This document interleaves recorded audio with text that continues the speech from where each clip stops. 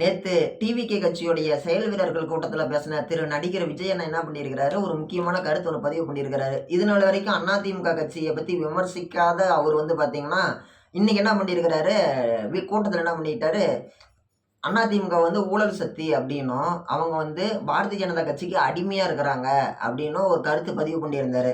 இதுக்கு வினையாற்ற விதமாக, எதிர்வினையாற்றக்கூடிய வகையில் அன்னைக்கு சாயங்காலமே என்ன பண்ணியிருக்கிறாரு, எடப்பாடி பழனிசாமி ஐயா வந்து பார்த்தீங்கன்னா ஒரு அறிக்கை வெளியிட்டிருக்கிறாரு.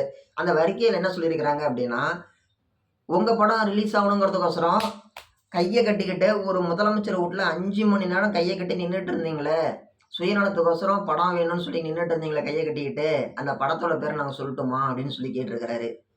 ரெண்டாவது என்ன கேட்டிருக்கிறாரு, போனா போகுது அப்படின்னு சொல்லிட்டு உங்களுக்கோசரம் படத்தை நாங்கள் வெளியிட்டோமே, உங்ககிட்ட இருந்து நாங்கள் ஏதாவது காசு வாங்கணுமா, பெருந்தன்மையோட நாங்கள் நடந்துக்கிட்டோம்ல, அந்த ஒரு நன்றி உணர்வு உங்களுக்கு இல்லையா அப்படின்னு சொல்லி கேட்டிருக்கிறாங்க.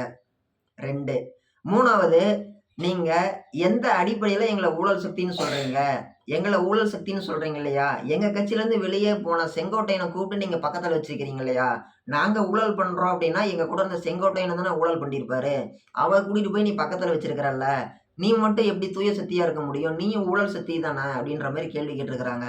4வது, கரூர்ல 41 பேர் உயிரிழந்தாங்க ஒன்னால, நீ வந்து எதுவுமே எதிர்கருத்து தெரிவிக்கவே இல்லை, அப்ப கூட அனைத்து இந்திய அண்ணா திராவிட முன்னேற்ற கழகம் உங்களுக்கு எதிர்ப்பா எதுவுமே சொல்லவே இல்லை, ஆனா நீங்க இப்ப இந்த மாதிரி பேசியிருக்கிறீங்க, இதுதான் வந்து உங்களுடைய அரசியலான்னு சொல்லி கேட்டிருக்கிறாங்க. 5வது, ஒரு 41 பேர் இறந்து போனதுக்கு 15 நாள் கட்சி ஆபீஸ மூடி வச்சுட்டு, கிட்டத்தட்ட 15 நாளுக்கு மேல எந்த அறிக்கையும் விடாம இருந்த விஜய் தான் வந்து பாத்தீங்கன்னா தைரியமான ஆளா அப்படின்னு சொல்லி கேட்டிருக்கிறாங்க. அதே மாதிரி யாராச்சும் ஒருத்தர் இறந்து போனாங்க அப்படின்னா, அவங்க வீட்டுக்கே நேர்ல தேடி போய் தான் வந்து பார்த்தீங்கன்னா, ஒவ்வொருத்தர் வீடா தேடி போய் அல்லது எல்லாரையும் ஒரே இடத்துல இருக்கிறப்ப, பொதுவா அவங்கவங்க வீட்டுக்கு தேடி போய் ஒரு மெழுகுவர்த்தி ஏத்தியோ, ஒரு விளக்கு பத்த வச்சோ, ஒரு மலர் வளையம் வச்சோ தான் அஞ்சலி செலுத்துவாங்க. எல்லாரையும் 5 ஸ்டார் ஹோட்டலுக்கு வர சொல்லி, நீங்களும் 5 ஸ்டார் ஹோட்டலுக்கு போயிட்டு, அங்க போய் நீங்க அவங்களுக்கு ஆறுதல் சொல்றது அப்படிங்கிறது எந்த விதத்துல ஒரு அரசியலா கருத முடியும்?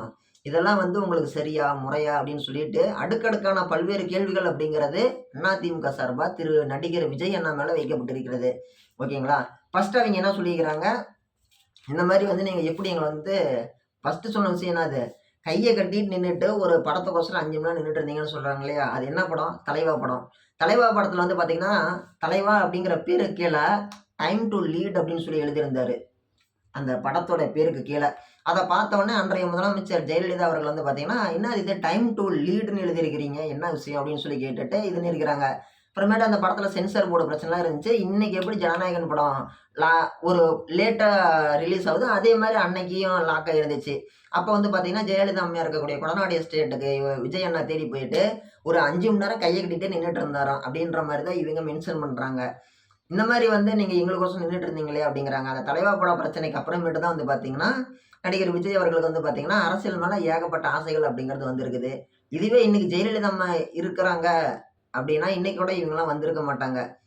கமலஹாசன் அவர்களோ, அல்லது இப்ப இருக்கக்கூடிய விஜய் அண்ணா அவர்களோ, ஜெயலலிதா அம்மா உயிரோட இருந்தாங்க அப்படின்னா, இவங்க வரதுக்கு அந்த அளவுக்கு தைரியம் அப்படிங்கிறது இருந்திருக்காது. ஏன்னா, இன்னைக்கு இருக்கக்கூடிய ஸ்டாலின் ஐயா அவரா இருந்தாலும் சரி, எடப்பாடி பழனிசாமி ஐயாவா இருந்தாலும் சரி, இவங்க எல்லாரையும் விட பயங்கரமான ஒரு ஆளுமையா இருந்தவங்க தான் வந்து பார்த்தீங்கன்னா, கருணாநிதி அவர்களும், அம்மையார் ஜெயலலிதா அம்மா அவங்களும். ஓகேங்களா?